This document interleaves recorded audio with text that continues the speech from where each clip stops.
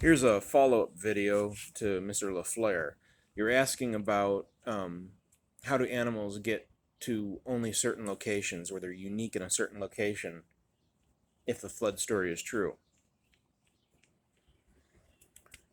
Genesis 10:25, and unto Eber were born two sons. The name of one was Peleg, for in his days was the earth divided, and his brother's name was Joktan.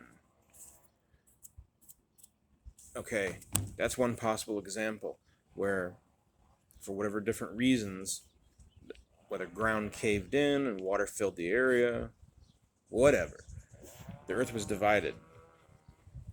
You have to understand, it goes back to my other video about genetic load. So you have animals that are in, like what you mentioned, in Mesopotamia, or certain islands will have certain animals that aren't existing somewhere else. Well, number one, that's not true. Most animals, even the ones that they claim today, only exist in a certain location. No, they only survived in that location. But if I remember correctly, you can find kangaroos all over the world in fossil records. And I think they're probably usually bigger. Most animals are found in the fossil record, or at least a lot of them are found much larger. That's if anything, de-evolution. That's getting smaller and smaller. But you have to understand there's a parent animal. So you could have a chihuahua. And let's just say the chihuahua is only found in Mexico. Okay, well, why is it only in Mexico? Well, its parent animals were selectively bred to create the chihuahua, whereas someone else took the same parent animals and bred it a different way, selecting for height, and they produce a taller animal. So you have what's called genetic load. So if you take the original animals that were on the ark, there may have only been one type of wolf, for all I know. I don't know, I'm just saying. There may have been one type of wolf, one type of cat, or two types of cat, a big cat and a small cat.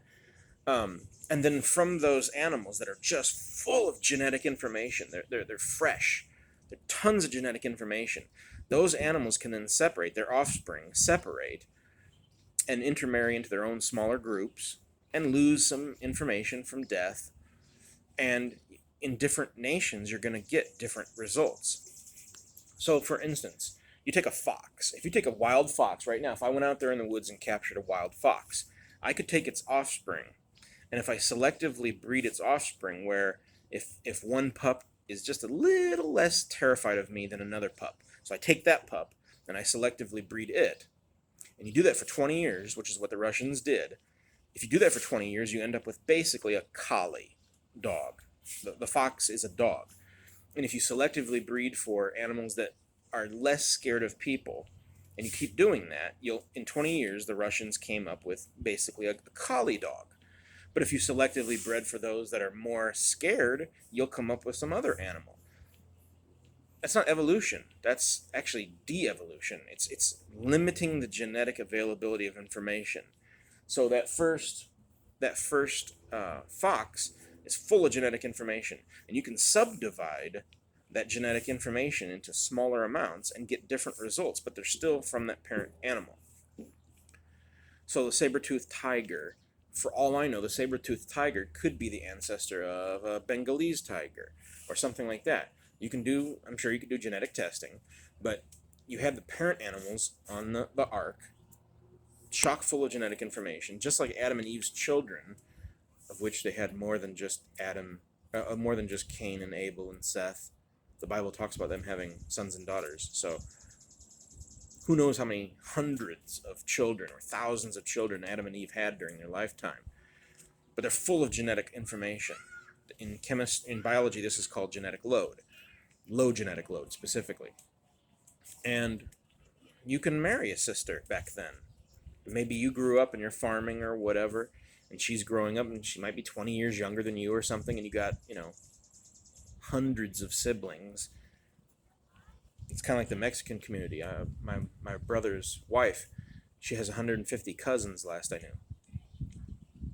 150 cousins. So many that she can't even keep track of them. She told me she doesn't even know some of their names. She can't keep track. That's from one family. Well, what if that same family could live 900 years? How many children could you produce? And so you could marry a sister and you don't even hardly know her. You could marry a brother and you've seen him once, maybe. So, and you're so full of genetic information that you're not very related to each other. Whereas years and years later, you go 6,000 years later, well, if I got married tomorrow, my wife would be more related to me than Adam and Eve's kids were to each other because of genetic load. Because we have a high genetic load now. So you can't marry a sister because you can have genetic problems. It used to be you could marry a sister, and then eventually that became banned probably because of genetic load troubles. And it used to be that it was very, very common to marry your first cousin. And then I'm not sure if that's illegal to marry your first cousin or not, but I wouldn't be surprised if it's illegal, at least in certain countries. But everybody supposedly is related to everybody else within 14 generations. I don't know if that's true or not. I've just heard it, I think, a few times. But most people. I have a relative who got married, and many years after they were married, they were doing their genealogy and found out they were seventh cousins. And they didn't even know it. They grew up in two totally different areas of Illinois. And they found out they were seventh cousins.